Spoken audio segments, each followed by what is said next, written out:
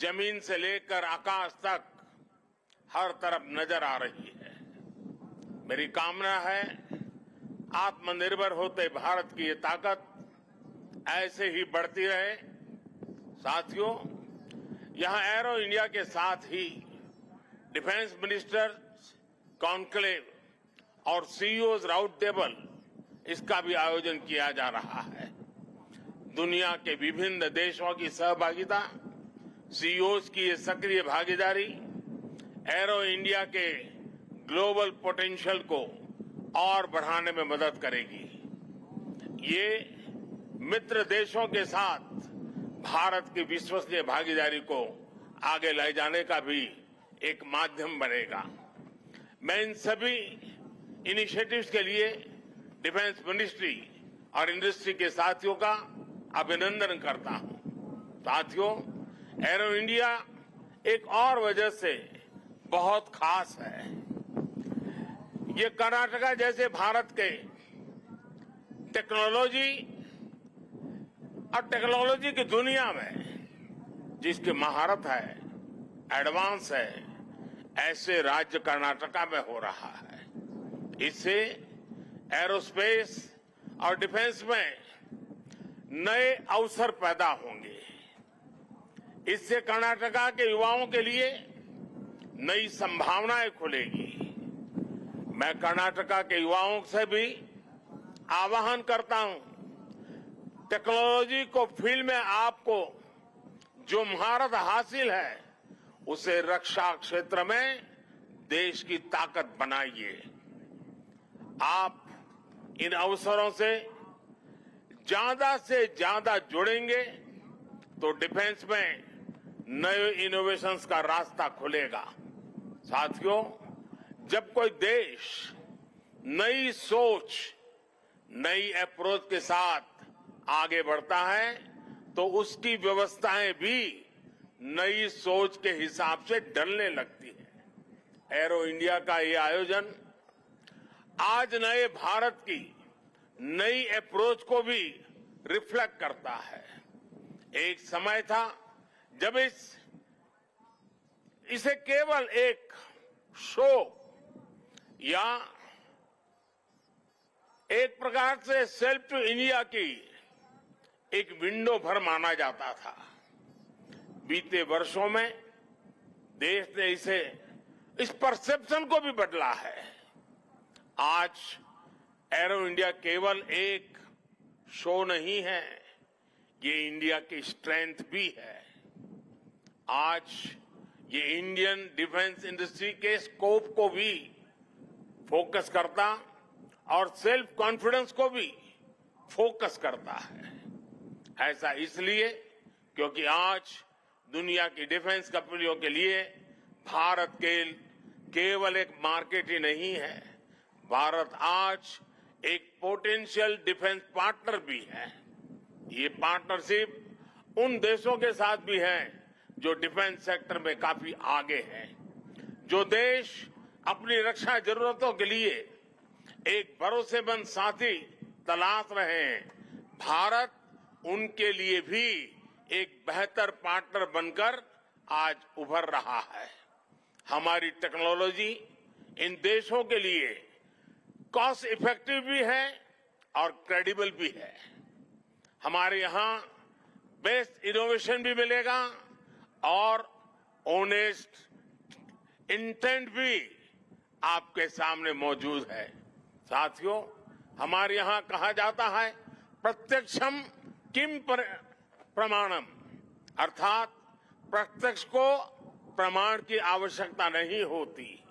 आज भारत की संभावनाओं का, भारत के सामर्थ्य का प्रमाण हमारी सफलताएं दे रही है। आज आकाश में गर्जना करते Tejas fighter planes make in India के सामर्थ्य का प्रमाण है। आज हिंद महासागर में मुस्तैद aircraft carrier INS Vikrant make in India के विस्तार का प्रमाण है। गुजरात के बड़ौदा में C-295 की मैन्युफैक्चरिंग फैसिलिटी हो या तुमकुर में HAL के हेलीकॉप्टर यूनिट हो ये आत्मनिर्भर भारत का वो बढ़ता सामर्थ्य है जिसने भारत के साथ साथ विश्व के लिए नए विकल्प और बेहतर अवसर जुड़े हैं। साथियों, 21वीं सदी का नया भारत अब न कोई मौका खोएगा और न ही अपनी मेहनत में कोई कमी रखेगा। हम कमर कस चुके हैं। हम रिफॉर्म्स का रास्ते पर हर सेक्टर में रिवॉल्यूशन ला रहे हैं। जो देश दशकों से सबसे बड़ा डिफेंस इंपोर्टर था, वो अब दुनिया के 75 देशों को डिफेंस इक्विपमेंट एक्सपोर्ट कर रहा है। बीते 5 वर्षों में देश का निर्यात 6 गुना बढ़ा है। 2021-22 में हमने अब तक के रिकॉर्ड 1.5 बिलियन डॉलर से ज्यादा के एक्सपोर्ट को, उस आंकड़ों को हमने पार कर लिया है। फ्रेंड्स, आप भी जानते हैं कि डिफेंस एक ऐसा क्षेत्र है जिसकी टेक्नोलॉजी को, जिसकी मार्केट को और जिसके बिजनेस को सबसे कॉम्प्लिकेटेड माना जाता है। इसके बावजूद भारत ने बीते 8-9 साल के भीतर भीतर अपने यहां डिफेंस सेक्टर का कायाकल्प कर दिया है। इसलिए हम इसे अभी केवल एक शुरुआत मानते हैं। हमारा लक्ष्य है कि 2024-25 तक हम एक्सपोर्ट के इस आंकड़े को 1.5 बिलियन से बढ़ाकर 5 बिलियन डॉलर तक ले जाएंगे। इस दौरान किए गए प्रयास भारत के लिए एक लॉन्च पैड की तरह काम करेंगे। अब यहां से भारत दुनिया के सबसे बड़ा डिफेंस मैन्युफैक्चरिंग देशों में शामिल होने के लिए तेजी से कदम बढ़ाएगा और इसमें हमारे प्राइवेट सेक्टर और इन्वेस्टर्स की महत्वपूर्ण भूमिका रहने वाली है। आज मैं भारत के प्राइवेट सेक्टर से आह्वान करूंगा कि ज्यादा से ज्यादा भारत के डिफेंस सेक्टर में इन्वेस्ट करें। भारत में डिफेंस सेक्टर में आपका हर इन्वेस्टमेंट भारत के अलावा दुनिया के अनेक देशों में एक प्रकार से आपका व्यापार कारोबार के नए रास्ते बनाएगा। नई संभावनाएं, नए अवसर सामने हैं। भारत का प्राइवेट सेक्टर को इस समय को जाने नहीं देना चाहिए।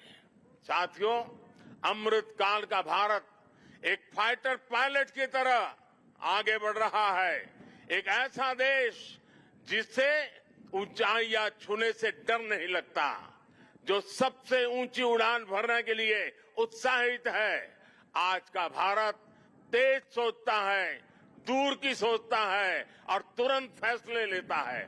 ठीक वैसे ही जैसे आकाश से उड़ान भरने वाला एक फाइटर पायलट करता है।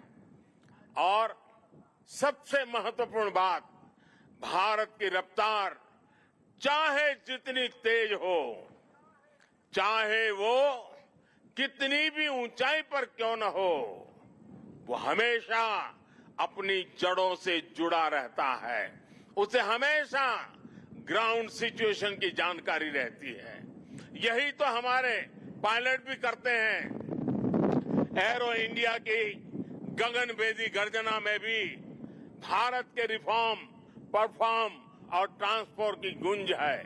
आज भारत में जैसी निर्णायक सरकार है, जैसी स्थायी नीतियां हैं, नीतियों में जैसी साफ नीयत है, वो अभूतपूर्व है। हर इन्वेस्टर को भारत में बने इस सपोर्टिव माहौल का खूब लाभ उठाना चाहिए। आप भी देख रहे हैं कि ईज ऑफ डूइंग बिजनेस की दिशा में भारत में किए गए रिफॉर्म की चर्चा आज पूरी दुनिया में हो रही है।